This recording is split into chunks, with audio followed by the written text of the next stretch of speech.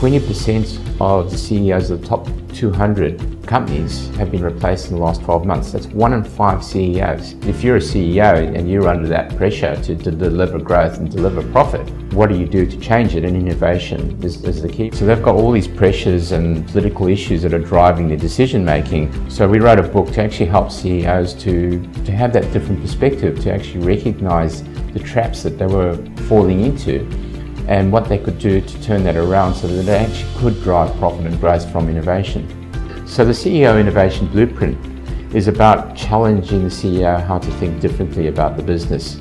Successful businesses don't have smart innovation, they're smart at innovating.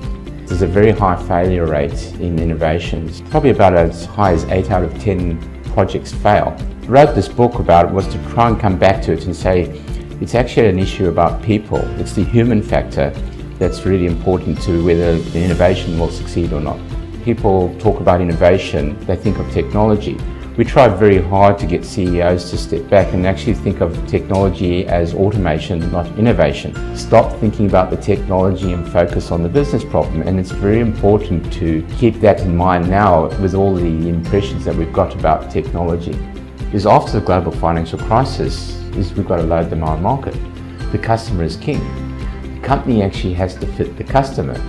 When David communicates about the next idea or innovation that we should apply in our business, I find that they're things that I can really relate to and things that our client can relate to as well, and therefore it's much more simple to apply this to our business. David's experience has really carried across so many industries, both here and internationally, and that experience shows out in his work. He's been very consistent in everything he does, and integrity shows through consistently in all his work.